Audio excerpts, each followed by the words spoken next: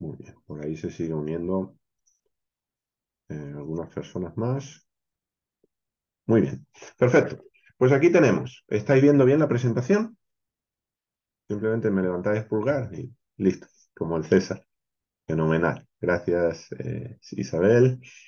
Muy bien, pues vamos a empezar este estudio bíblico expositivo, un estudio verso a verso desde el texto hebreo.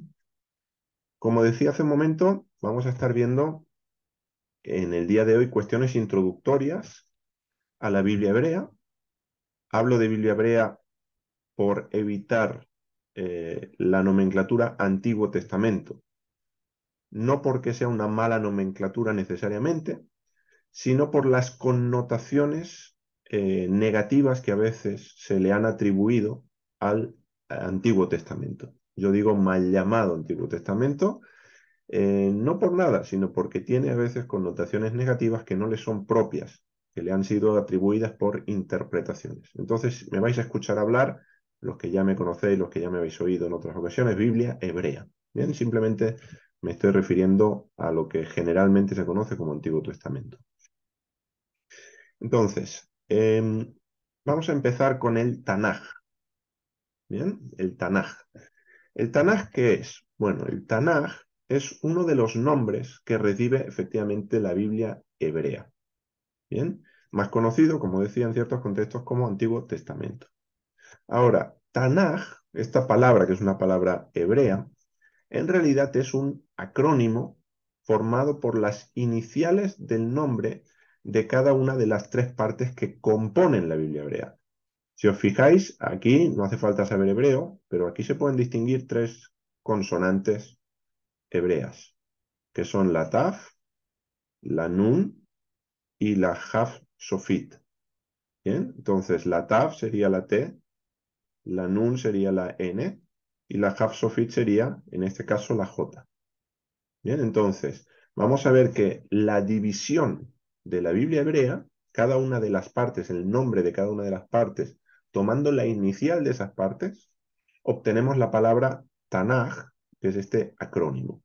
Bien, y nos va, a la vez es un recurso mnemotécnico, un recurso que nos ayuda a recordar las tres partes o la división tripartita de la Biblia hebrea. ¿Cuáles son las tres partes? Bueno, las tres partes son Torá, número uno. Fijaros, aquí tenemos la T, Torá, la T de Torá.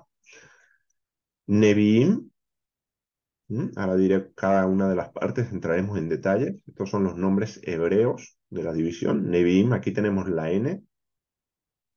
Y luego Ketubim, aquí tenemos una K. Entonces, ¿por qué aquí una K y aquí una J? Bueno, porque la palabra Ketubim se escribe, espero que lo estéis viendo bien con esta letra, que es la Kaf. La Kaf es una de las letras que en hebreo, cuando se escribe a final de palabra, toma esta forma y suena J. Por eso no tenemos Tanak, sino tenemos Tanaj. Hay una suavización del sonido de esta letra, ¿vale? Pero es la Jaf, es la misma consonante, solo que está cambiando de forma porque así es como se escribe en hebreo cuando va a final de palabra. Entonces, la T, la N o la Taf, la Nun y la Kaf son las tres letras que componen este nombre por el cual se conoce a la Biblia hebrea.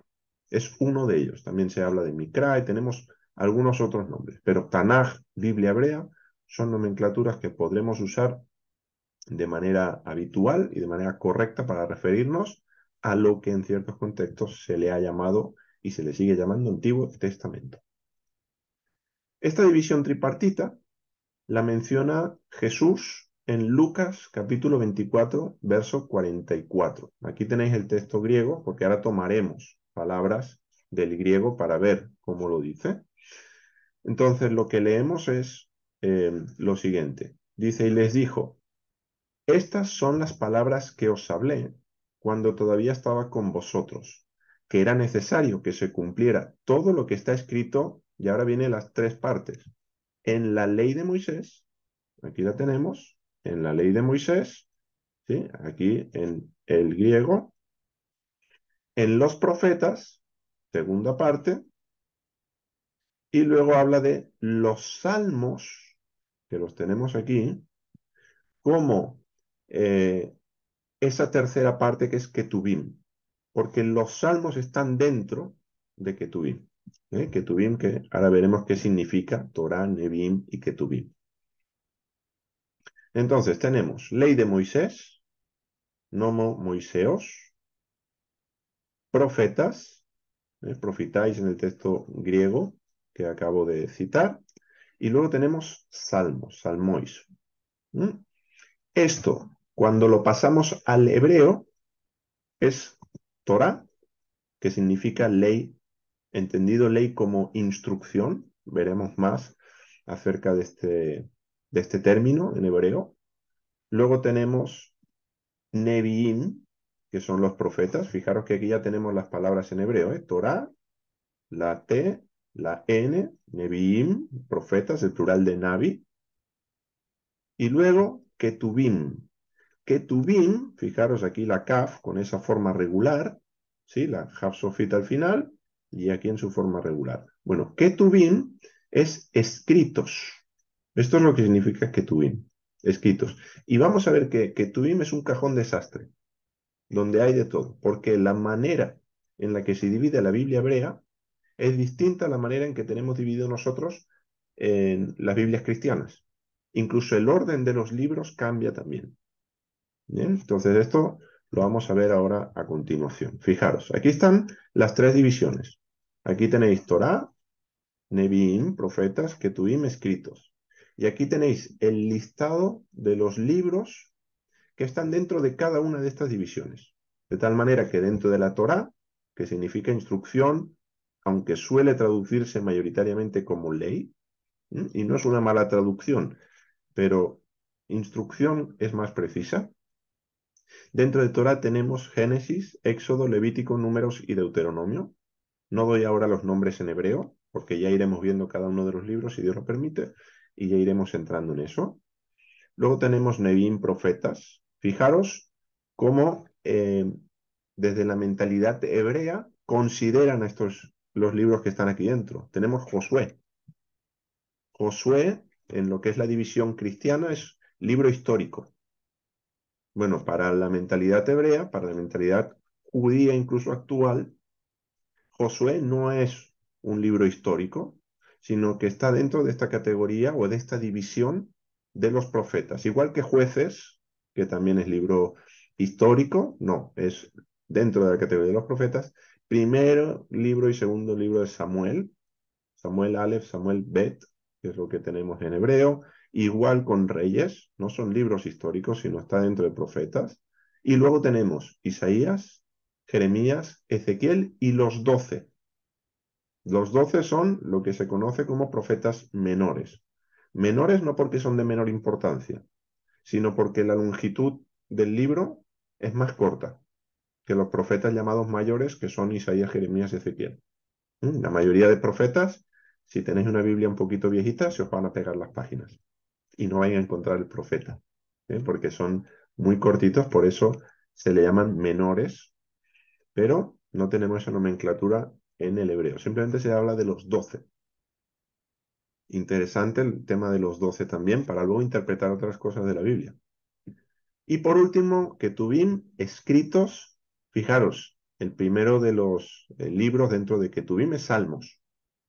Por eso Jesús dice lo que está escrito de mí en la ley, en los profetas y en los salmos, aludiendo a esta división. ¿Sí? Tenemos también Proverbios, Job, Cantar de los Cantares, Ruth, Lamentaciones, Eclesiastés. Luego tenemos a Esther y fijaros, en este caso, Daniel. Daniel nosotros lo tenemos como profeta. Bueno, en la Biblia hebrea está dentro de escritos. No significa que no haya profecía. Ya vamos a ver que estas categorías de pronto pueden ser intercambiables, pero dentro de lo que es la organización de la Biblia hebrea, a Daniel lo tenemos dentro de los escritos. Luego tenemos a Esdras y Nehemías. Y por último, tenemos el primero y el segundo libro de las crónicas. Primer y segundo libro de las crónicas. ¿Bien?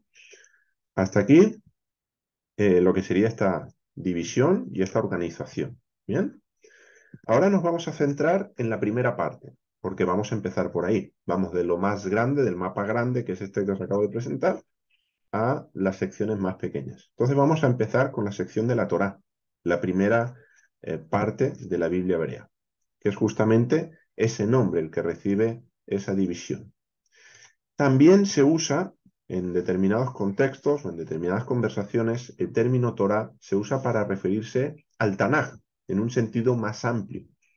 ¿Sí? Se habla de la Torá, dice, y a lo mejor están citando eh, Jeremías. Y Jeremías ya hemos visto que no es Torá, que no forma parte de la primera división. ¿Sí? Pero se utiliza también en este sentido. A veces, en otros contextos, se utiliza Torá para referirse a toda la Biblia cristiana me refiero ahora, ¿sí? La Biblia que contiene la Biblia hebrea, el Antiguo Testamento y el llamado Nuevo Testamento. Entonces, a veces hay personas que en su lengua, en su manera de expresar, utilizarán Torá para hablar de la palabra de Dios y como sinónimo de palabra de Dios, aunque Torá no significa palabra de Dios. Ya vamos a ir entrando en eso. A esta división se la conoce también en griego como Pentateuco. Pentateuco viene precisamente del griego, que significa 5 rollos. ¿Por qué 5 rollos? Porque tenemos Génesis, Éxodo, Levítico, Números y Deuteronomio. 5 libros que componen la Torá. Y en la antigüedad no había libros. El formato libro no existía.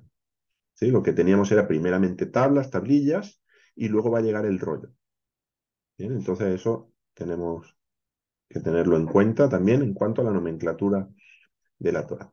La palabra Torá deriva de la raíz hebrea Yod Resh He. He o Hei. Esta letra la vais a escuchar llamar de las dos maneras. Ahora, algo importante. Si escucháis decir deriva de la raíz Yará, que posiblemente lo habréis escuchado o lo escucharéis si seguís estudiando, eso no es correcto. Las raíces no tienen vocales. Las raíces son solamente consonantes en hebreo. Y esas consonantes sí es cierto que dan lugar a la palabra yará en hebreo. Pero la palabra yará ya tiene un patrón vocálico y no es una raíz. Las raíces no tienen vocales.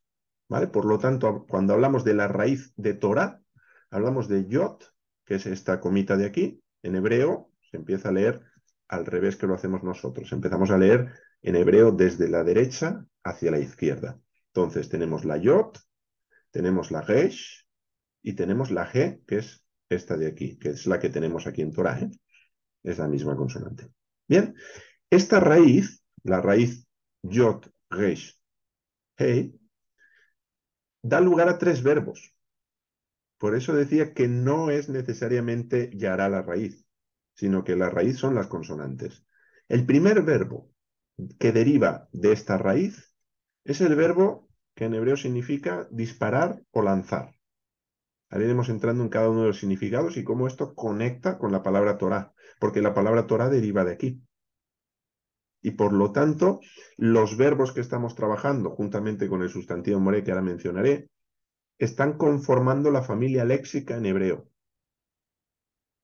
Y si tú en hebreo, si en español decimos lanzar, ley y maestro, estamos utilizando 3 palabras que no tienen ninguna conexión entre sí. En español no existe esa conexión. En hebreo sí. En hebreo pertenecen a la misma familia. Igual que el segundo verbo, que es regar o hacer llover. Regar o hacer llover. Luego iremos conectando todos estos significados. En tercer lugar, la raíz yod, resh, hei da lugar al verbo instruir, señalar o guiar, que es la acepción de la que vendrá luego la palabra Torah. Pero fijaros la riqueza que tiene esta raíz. Es una raíz que da lugar a verbos polisémicos. Es decir, es un mismo verbo, pero que tiene diferentes acepciones. Además, el sustantivo moré, que habréis escuchado, que se traduce y significa maestro, deriva también de esta raíz. Así que de alguna manera, un moré, un maestro de la Torá, es alguien que es capaz de regar tu vida con la palabra de Dios. ¿Habías visto alguna vez a un maestro desde esa perspectiva? Alguien que está regando tu vida con la palabra de Dios para que crezcas. Bueno, en hebreo eso está contenido en el significado de la palabra moré. No solo es alguien que te instruye, no es alguien solo que señala o que guía. Tenemos que contemplar el abanico de acepciones que nos da esta raíz. Es hermoso. Y cuando nos vamos a la Torá, a la palabra Torá, y vemos estas tres posibilidades, estos tres verbos que derivan de la misma raíz que conforman la familia léxica de la palabra, vemos que la Torá es la instrucción de Dios con tres propósitos. El primer propósito es lanzarte como una flecha al blanco. La Torá, llamada ley o traducida como ley, es la instrucción de Dios para evitar el error. La palabra errar tiene que ver con no dar en el blanco de la diana. Y la Torá es el medio que Dios utiliza para que des en el blanco, para que seas como una flecha que acierta en la diana que Dios quiere. Este sería el primer propósito de la Torá. El segundo propósito lo vemos a través del segundo verbo. La Torá es la instrucción de Dios para regar tu vida y que fructifiques. De hecho, la palabra moré tiene que ver también con lluvia y hay unas conexiones preciosas en el libro del profeta Joel con respecto a la instrucción, con respecto a la lluvia, con respecto a una figura que es el maestro de justicia, conectado además con el Espíritu Santo derramándose, que es el que nos guía a toda verdad. Entonces, en hebreo, a través de esta familia léxica, las conexiones que empiezan a aparecer ante nuestros ojos con el término Torah y la raíz de la que deriva son múltiples. Son múltiples. Podríamos tener la clase hoy solo con esta palabrita, ¿eh? No voy a profundizar tanto, van a ser profundos, pero no vamos a meter tanto, porque si no, saltamos y nos perdemos en ese mar. Hay que saber bucear y saber salir a tomar oxígeno de vez en cuando. Nos metemos mucho a la profundidad, luego no sabemos regresar a la superficie. ¿Eh? Hay que tener cuidado. Había un paréntesis, un bonus track, como digo yo. Habían sabios judíos que hablaban de un rabino que él tenía la capacidad de entrar en la Torá con paz y salir con paz. Ellos hablaban de la Torá como un jardín. Sí, ya hay todo un tema que, si Dios lo permite, iremos viendo de cómo se interpreta eh, no solo Génesis, sino también la Torá por extensión, pero especialmente lo veremos con Génesis. Y dicen eso, uno cuando va a estudiar la Torá tiene que tener la capacidad de entrar con paz y de salir con paz. A veces vamos a la Torá o vamos a la Biblia, vamos a la palabra de Dios, con nuestro temperamento alterado. Teniendo en cuenta el panorama internacional que estamos viviendo y el conflicto Israel-Hamás, hay más de una persona que va a la Biblia sin paz, porque está mm, inquieto, nervioso, sin saber qué está pasando y quiere que la Biblia le dé todas las respuestas que de pronto no le ha dado hasta la fecha. A la Biblia hay que ir con paz. Pero a veces vamos a la Biblia con paz y nos encontramos con cosas que nos chocan, que nos violentan, que nos confrontan, que nos muestran nuestra realidad y no nos retiramos con paz. Bueno, hay que salir con paz del estudio de la palabra también. ¿Sí? Entonces, entrar con paz, salir con paz. Con lo cual, buceemos, profundicemos, pero sabiendo subir a la superficie, a tomar aire, respirar y disfrutar del estudio. Tercer propósito, La Torá es la instrucción de Dios para guiarte en tu camino de vida. Así que 3 propósitos: lanzarte como una flecha, regar tu vida, guiarte en tu camino de vida. ¿Sí? Es como ese lazarillo. Es como ese lazarillo que te va diciendo ahora sube por aquí, ahora baja por acá. Porque la realidad del ser humano, desde Génesis 3, es que somos ciegos. Y que si vemos algo, es porque a Dios le place mostrárnoslo. De lo contrario, no veríamos nada. Seguiríamos en nuestra ceguera. Pero bendito sea su nombre, que le plació que la luz del Evangelio nos alumbrase y empezamos a ver. Pero eso no significa que tenemos la vista completa.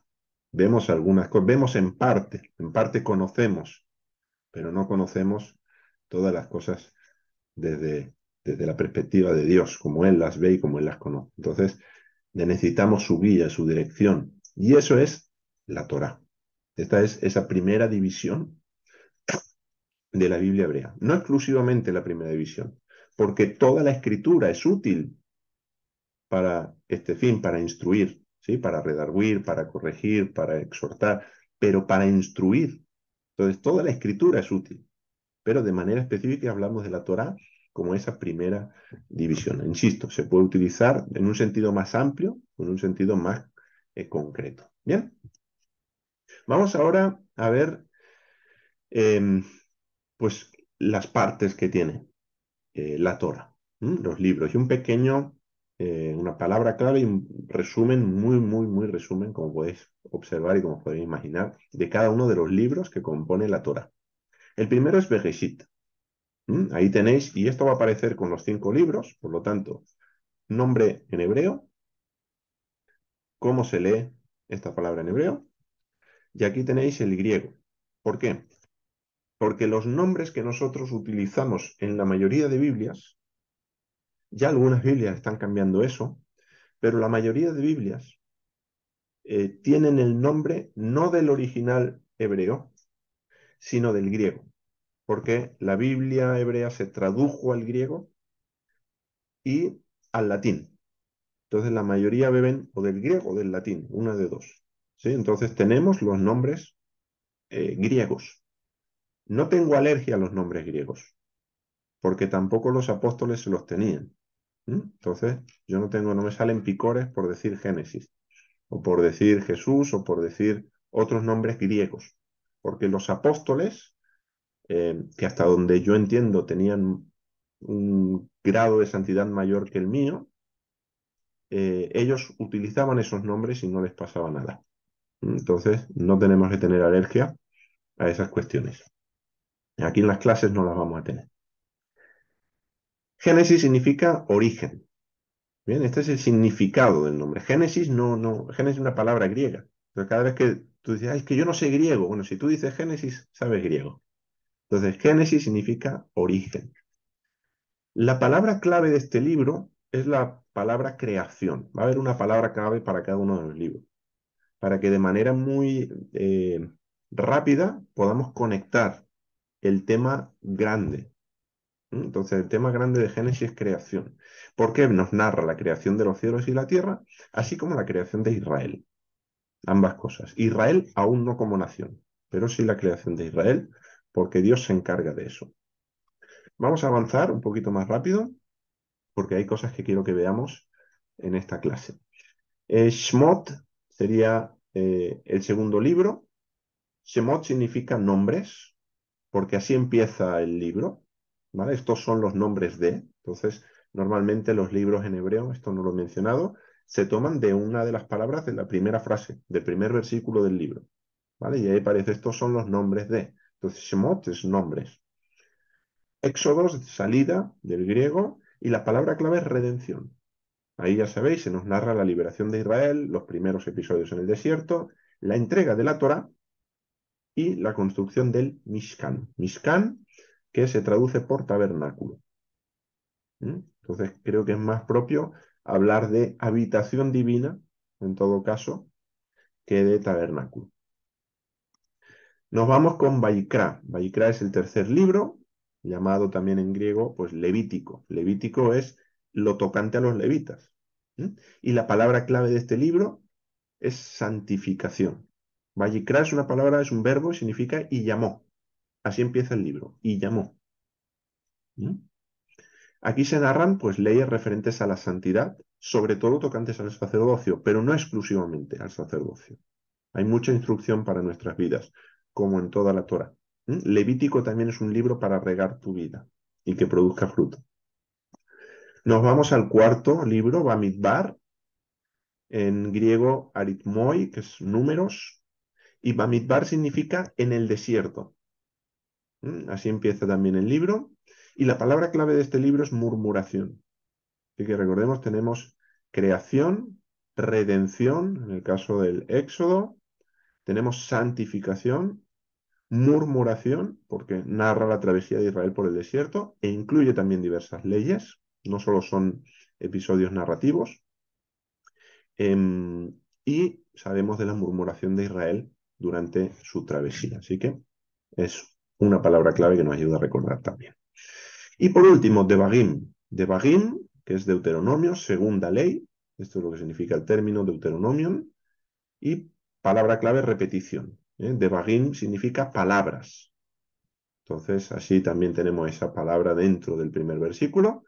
Y se nos narra un recordatorio de la travesía de Israel por el desierto, diversas leyes, y termina con la bendición, el cántico también de Moisés, la muerte, dejando a Josué como sucesor. Y ya prepara el terreno para entrar en el libro de Josué y entrar en la segunda división, que es Nevi'im, profetas. Bien, hasta aquí los 5 libros en hebreo: Bereshit, Shemot, Vaikra, Bamidbar y Devarim.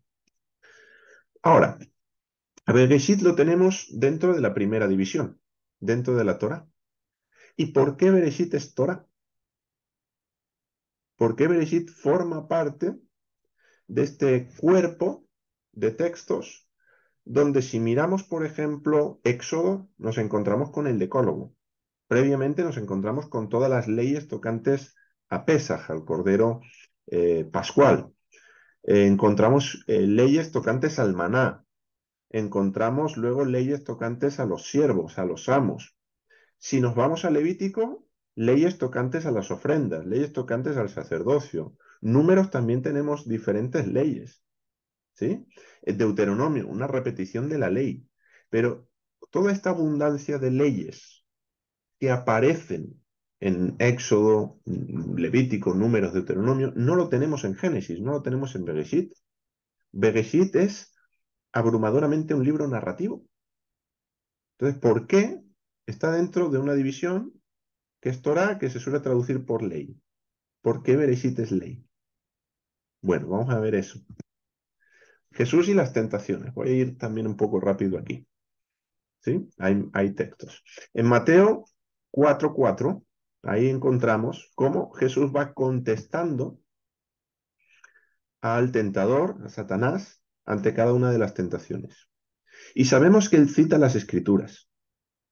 ¿Sí? Aquí tenemos, entre la primera tentación, cuando dice convierte las piedras en pan, dice: mas él respondiendo dijo, escrito está, no solo de pan vivirá el hombre, sino de toda palabra que sale de la boca de Dios. Bien, lo que Jesús está citando aquí no es un mandamiento, no es el decálogo, no matarás, no adulterarás, no. Lo que está citando es Deuteronomio 8:3, y en Deuteronomio 8:3 lo que está haciendo Moisés con Israel es recordándoles su peregrinaje por el desierto. Por lo tanto, es un episodio narrativo. Y aquí tenéis la cita. Dice, y te afligió, te hizo tener hambre. Dice, ¿a fin de qué? A fin de hacerte conocer que no solo de pan vivirá el hombre, sino de todo lo que sale de la boca de Dios vivirá el hombre. Entonces Jesús toma Deuteronomio 8:3, un episodio narrativo, un recordatorio de algo que pasó con la alimentación del maná, y lo toma como normativo. Para él es ley. También lo que ha sido narrado como historia. Este patrón de tomar la narrativa como normativa, ya hablaremos de esto en un momento, lo vemos en las 3 tentaciones y en las 3 respuestas de Jesús a la tentación. La segunda Mateo 4:7 dice, escrito está también, no tentarás al Señor tu Dios. Y de vuelta, Deuteronomio 6, Moisés recordándole al pueblo de Israel que no tentaréis a Adonai vuestro Dios como lo tentasteis en Masá. Entonces es Moisés hablándole al pueblo y recordando su historia. Luego Jesús toma eso y lo toma como normativo para vivir. ¿Sí? No, aquí no está citando el Decálogo. Y no hay lo que se llamaría, en hebreo se le llama lenguaje de la ley, que es cuando Dios da un mandamiento específico y concreto. Entonces tenemos narrativa, que para Jesús es normativa. Igual en la tercera y última de las tentaciones. Dice en 4:10, apártate, Satanás, porque escrito está, al Señor tu Dios adorarás y a Él solo servirás. Y esto de vuelta, Deuteronomio 6:13, mismo capítulo que la tentación anterior. A Adonai tu Dios temerás y a Él servirás y por su nombre jurarás. Moisés hablándole al pueblo y recordando episodios y mostrándoles cómo tienen que vivir. Luego, esos episodios narrativos, Jesús los está tomando como normativos. Nos vamos a Pablo y la historia de Israel. Vamos a ver cómo Pablo hace lo mismo. Y lo vemos en la primera carta a los Corintios, capítulo 10, en los primeros 11 versículos. No voy a leer todo el texto, aquí lo tenéis, luego podréis volver a ver la clase, pero básicamente Pablo va ahora a citar esos episodios, esa historia del pueblo de Israel, cuando salen de Egipto y están bajo la nube, cruzan el mar, son bautizados en la nube en el mar, beben de la roca, comen del maná, y va a hablar de cómo quedaron postrados en el desierto por diferentes casuísticas. Y en el versículo 6 dice, mas estas cosas sucedieron como ejemplos para nosotros, para que no codiciemos cosas malas como ellos, ni seamos idólatras, como está escrito, se sentó el pueblo a comer y a beber. Aquí está hablando del episodio del becerro de oro. Y va a continuar, ni forniquemos, versículo 8, como algunos fornicaron, versículo 9, ni tentemos al Señor, versículo 10, ni murmuréis como ellos murmuraron, y versículo 11, de vuelta repite esa misma idea. Y estas cosas les acontecieron como ejemplo, y aquí está utilizando la palabra típicos, es decir, como un modelo, como un tipo, como una referencia, y están escritas para amonestarnos a nosotros. Es decir, esos episodios que son historia del pueblo de Dios, que son sucesos que les ocurrieron, tienen que ser un modelo del que aprender, un modelo que nos sirva de guía, un modelo que nos sirva de instrucción. ¿Sí? A este respecto, la historia del pueblo de Dios tiene carácter normativo. La historia del pueblo de Dios tiene carácter normativo. Y podemos hablar de dos tipos de Torah, no de dos Torahs diferentes. Hay una Torah, hay una ley, únicamente. Pero sí hay dos maneras en las que Dios instruye. La primera es Torah narrativa. Dios instruye a su pueblo por medio de historias o relatos. En esta categoría está Génesis. Porque en Génesis tenemos relatos, pero Dios nos instruye también a través de esos relatos. Y los relatos del Génesis deben también ser normativos para nosotros. ¿Sí? Nos tienen que guiar en la manera de vivir. Y luego tenemos Torah netamente normativa, donde Dios nos instruye o instruye a su pueblo por medio de leyes, estatutos, decretos, juicios, ¿sí? Que son lo que nosotros llamaríamos mandamientos. Entonces tenemos esos dos tipos de Torah. Torah normativa, Torah narrativa. En Torah narrativa entra Bereshit. Por eso Bereshit está en esa primera división. Bien, vamos entonces a empezar por el principio. Dice, yo pensaba que ya habíamos empezado la clase. Sí, pero ahora vamos a Bereshit, el primer libro. ¿Eh? ¿Por dónde empiezas a ver una película, una serie o a leer un libro? De pronto tienes curiosidad y te vas al final, pero solo por curiosidad, pero lo normal. ¿Por dónde uno empieza a ver una película, una serie o a leer un libro? Uno empieza por el principio.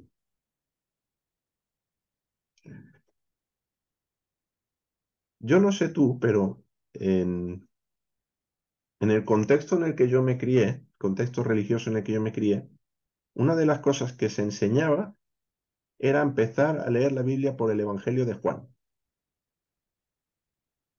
Y cuando alguien no aceptaba el Evangelio, se le decía, empieza por Juan.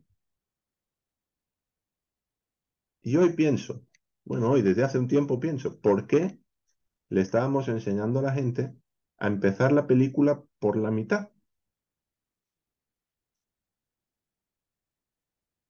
¿O por qué le habíamos dicho que se saltara capítulos de la serie? Mira, mírate la serie, pero a partir del capítulo 24. Los otros ya los mirarás. Claro, luego llegamos a Juan y ¿qué nos ocurre? Lo mismo que nos ocurre cuando una película ya ha empezado.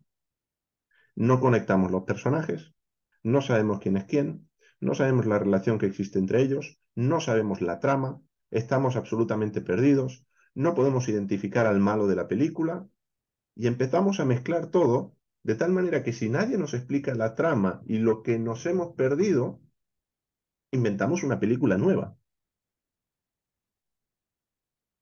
una trama distinta. Pues bien, creo que esto es lo que sucede cuando no se empieza la Biblia por el principio. Por lo tanto, para evitar inventarnos una película distinta, con otra trama, hay que empezar por el principio. Y el principio es Génesis.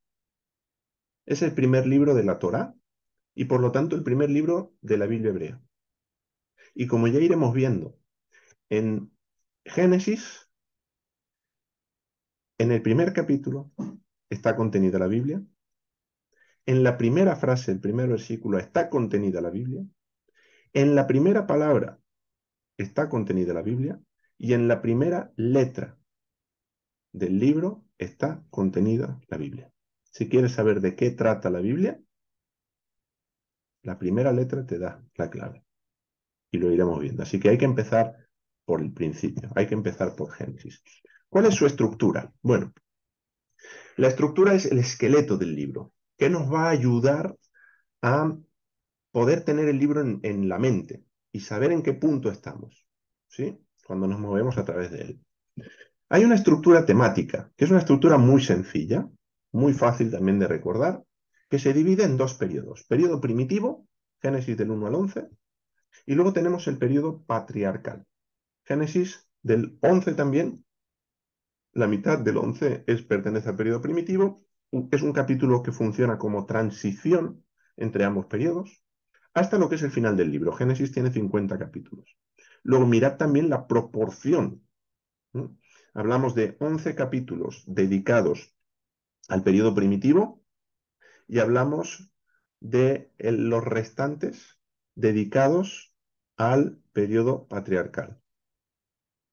Así que más que considerable que tenemos 39 capítulos dedicados a este periodo. Así que tenemos mucha más información, mucho más detalle respecto al periodo patriarcal que al periodo primitivo. Y generalmente se le suele dedicar más tiempo al periodo primitivo que al patriarcal. Y se intenta resolver más enigmas del periodo primitivo que del patriarcal. Cuando Dios nos ha dicho, de esta primera parte os doy esta información no más. Y de este sí tenéis más información. Entonces, bueno, interesante eso. El periodo primitivo tiene cuatro acontecimientos principales. Cuatro acontecimientos principales. Esto es a modo mm, eh, de estructura, que nos funcione para el estudio. Es algo práctico, ¿eh? No pretende ser algo rígido y categorías inamovibles. Simplemente es para que recordemos, para que tengamos a Génesis en la cabeza y digamos, vale, así, así, así divido el libro y sé dónde estoy ubicado en cualquier momento. Entonces hablamos cuatro acontecimientos: creación, caída, diluvio y dispersión. Fijaros que la caída no es solo Génesis 3, ¿eh? La caída empieza en Génesis 3, pero la decadencia llega hasta Génesis 6, ¿vale? Diluvio y dispersión, que se conoce como Babel. ¿vale? Se quedó Babel, pero en realidad es el relato de cómo Dios dispersó a ese grupo que estaban en Babel. Tenemos también 4 patriarcas en el periodo patriarcal, así que 4 y 4, para tener parejas. Bueno, hablamos de Abraham, de Isaac, Jacob y José. Si bien José no es un patriarca, además Dios no se identifica como el Dios de Abraham, Isaac, Jacob y José. No, es Dios de Abraham, de Isaac y Jacob. Pero todos estaremos de acuerdo que, sin duda, Dios utilizó a José y José fue una pieza clave en la historia de la familia de Jacob. Por lo tanto, abarca también un periodo importante de este libro. Así que 4 y 4. Periodo primitivo, periodo patriarcal, además con Pepe, tenéis ahí la manera, y 4 y 4. ¿Sí? Muy sencilla esta estructura. Hay otra estructura que es un tanto más compleja, pero es un poquito más completa. Y personalmente la prefiero. Esta está muy bien, me gusta porque es muy, muy básica, muy elemental, pero hay una estructura que es orgánica. ¿Qué quiero decir con estructura orgánica? Que el propio libro nos está dando la estructura. No hay que hacer una estructura temática, ya el libro tiene estructura. Ya quien escribió el libro de Bereshit ya le estaba dando un esqueleto para que pudiéramos seguirlo. Esta estructura se articula en base a la palabra toldot. Se articula en base a la palabra toldot. La palabra toldot es un plural en hebreo. Siempre las terminaciones ot son de un femenino plural. Y la palabra toldot suele traducirse por generaciones. Suele. No es la única traducción. O sea, a veces se traduce orígenes, a veces se traduce como descendientes. Tiene diferentes maneras de ser traducida, lo cual no implica que sea correcto.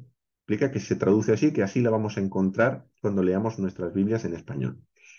Pero de pronto, diferentes términos en hebreo pueden ser toldot. Y toldot lo vamos a encontrar de manera defectiva. Aquí, si fijáis, hay 2 letras, que son las 2 os, que son esta Baf Holem y este Baf Holem, que son la misma.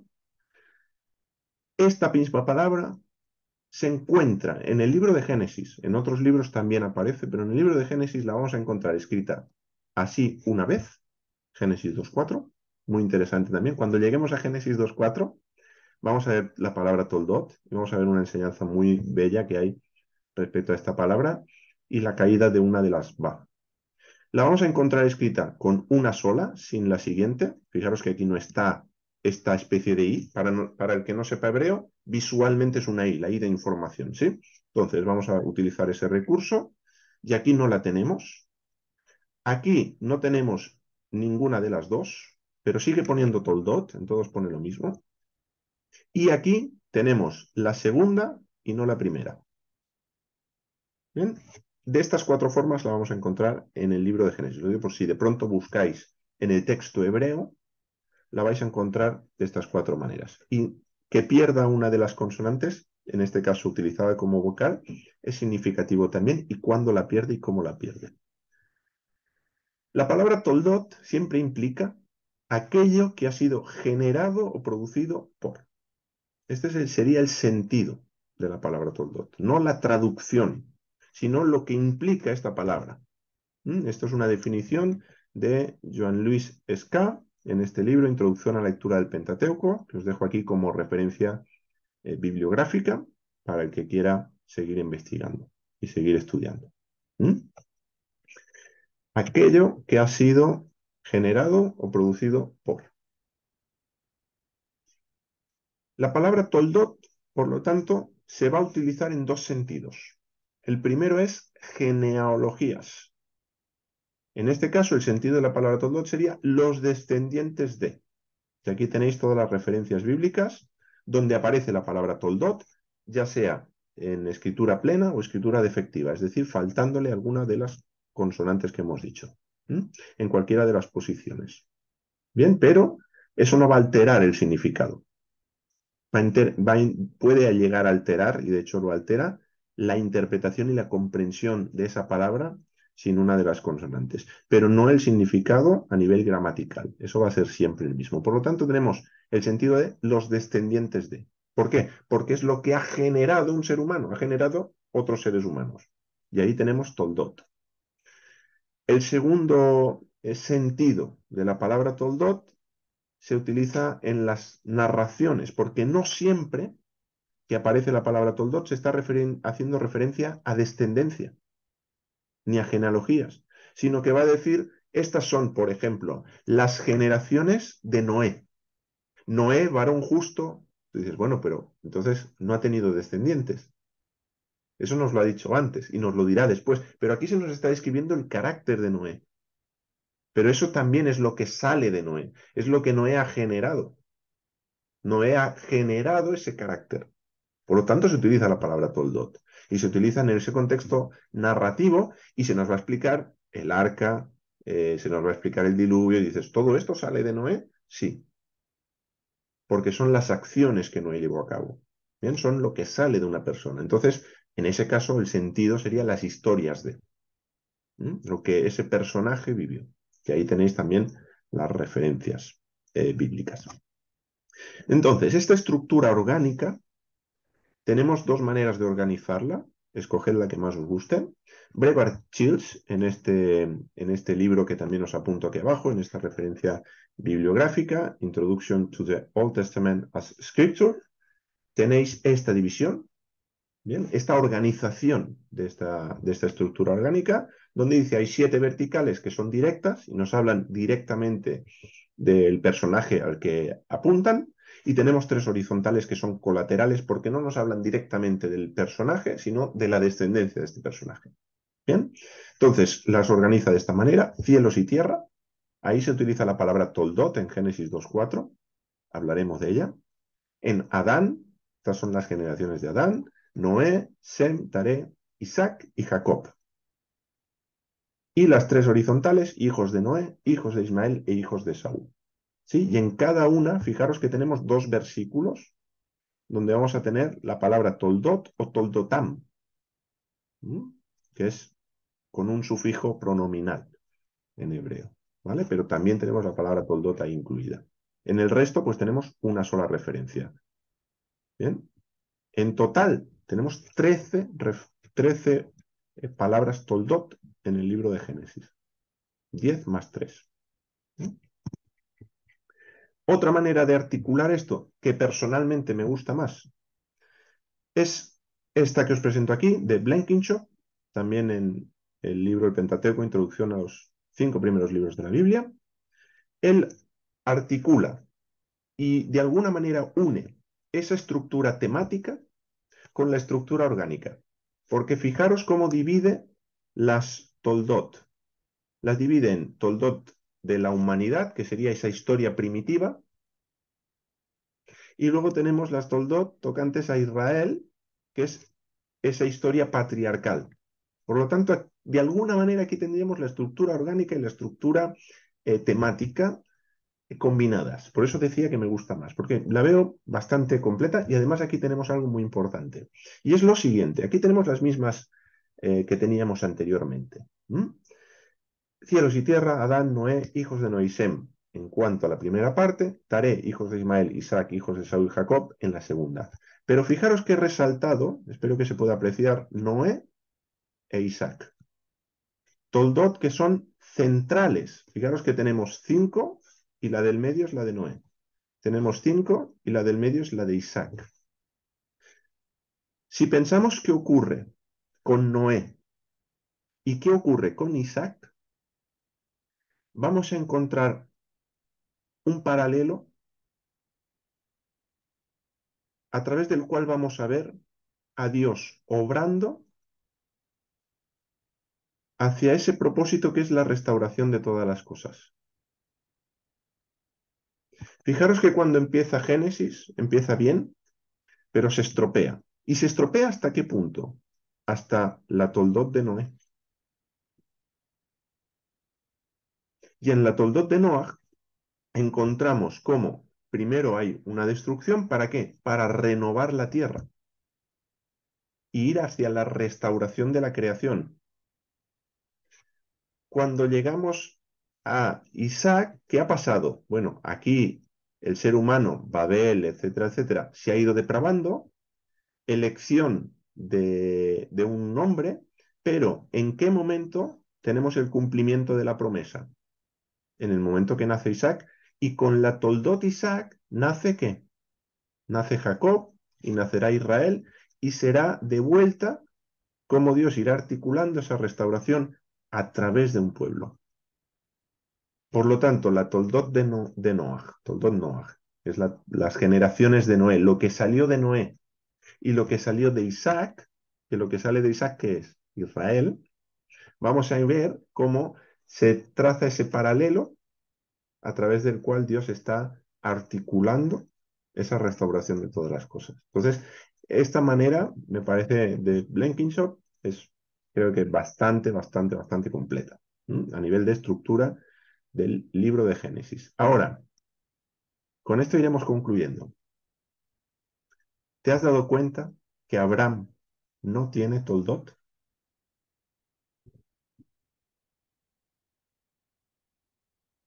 Voy a volver para atrás, porque claro, toldot hará muchos nombres. Fíjate, tenemos cielos y tierra, Adán, Noé, los hijos de Noé, Sem, Cam y Jafet, en esa llamada tabla de las naciones, Génesis 10, Sem y la descendencia de Sem, de la cual procede Abraham, pero la toldot es de Sem. Luego tenemos la toldot de Taré. Taré fue el papá de Abraham. Y de Taré, la siguiente toldot es la de los hijos de Ismael. Y después, la de Isaac. Y después, hijos de Saúl. Y la última toldot es la de Jacob, que la vais a ver a lo mejor traducida como esta es la historia de la familia de Jacob. Bueno, ahí es una mala traducción, ¿eh? Ya lo trabajaremos también. Simplemente está refiriendo, estas son las toldot, las generaciones de Jacob. Y las generaciones de Jacob también son su familia, pero eso no está en el texto. Entonces, fijaros que Abraham estaría aquí y Dios no le da una toldot. ¿Qué salió de Abraham? Fijaros lo grande que es el patriarca, ¿sí? Se le llama el padre de la fe. La Biblia no lo llama el padre de la fe, la Biblia lo llama el padre de los creyentes, pero se le llama el padre de la fe. Dios lo llamó amigo. Luego sí, había una consideración indudable hacia Abraham. Pero ¿qué podemos aprender del hecho de que Abraham no tenga toldot? Si os dais cuenta, y así avanzaremos en la siguiente clase, Dios lo permita, Dios le va a prometer una serie de cosas a Abraham que no se van a llegar a cumplir en vida. De Abraham realmente no va a salir nada, porque lo que de Abraham sale, no sale de él, sino de Dios. Él no podía producir la vida de Isaac. Él puede producir la de Ismael, pero no la de Isaac. La de Isaac la produjo Dios. Él no podía eh, recibir la tierra prometida, se la tiene que dar Dios. Por eso Dios le dice, yo te la daré. No tú la tomarás, sino yo te la daré. Luego de él, ¿qué sale? De él no sale nada. Es de Dios de quien Abraham recibe todo. Por eso luego sí, y se le llama, y no creo que se le llame mal, pero padre de la fe. Un ejemplo de fe, un ejemplo de confianza en Dios. ¿Por qué? Porque él, aunque lo tenía todo, porque era un hombre inmensamente, sería uno de los Forbes, ¿no? Uno de estos multimillonarios que tenemos a día de hoy, él sería uno de ellos. Pero sin embargo, él vivió como peregrino y extranjero en una tierra que Dios ya le había dado. Él no se aferró a nada. Él fue un hombre de tienda y no construyó una ciudad como sí harán otros personajes de la Biblia. Em, Cometió algunos errores, podremos hablar de ello. Pero vemos que Abraham llega a depositar toda su confianza en Dios de una manera álgida en Génesis 22. de él no salió nada. Porque lo que salió de él que fue Isaac, mejor dicho, lo que salió de él que fue Ismael, mira por dónde fue. E Isaac, aunque salió de él, es por la intervención de Dios a través de él. A veces nosotros nos gustaría tener una toldot, que haya cosas que salgan de nosotros, ¿no? Que algo quede, nuestro legado, ¿no? Que haya, construyó un arca y salvó a la especie humana del diluvio. Escribió un libro y fue un bestseller. Predicó el evangelio y se convirtieron, ¿no? Y esos son como medallas, como logros que han salido de nosotros. Pero aquí el mérito no es que las cosas salgan de nosotros y nosotros las provoquemos con nuestra carne, sino que sea Dios el que nos da y es Dios a través de nosotros el que produce. Luego no es la toldot de Jonathan, no es la toldot de César, no es la toldot de Isabel, no es la toldot de Silvita ni de Francisco, sino que es todo caso, si hablásemos de alguna toldot, de algunas generaciones, sería las de Dios, las de Dios. Y eso es lo que tenemos que buscar, que lo que sale de nuestra vida, por ser regados con la Torá, ese fruto es lo que Dios ha producido y que los otros sean capaces de ver a Dios a través de nosotros y no ver nuestros propios logros. Pablo lo va a decir en una de las cartas. Yo soy hebreo de hebreos, de la tribu de Benjamín, fariseo, circuncidado al octavo día, irreprensible, pero cuantas cosas eran para mí, las tenía yo por ganancia, por lo más de lo más, las tengo por basura con tal de qué, de alcanzar al Mesías, a Jesús, a Yeshua. Entonces, todo lo que sale de nosotros, que puede ser bueno, no digo que no, que lo tengamos por basura con tal de ganar a aquel que nos dio la vida con su vida. Amén.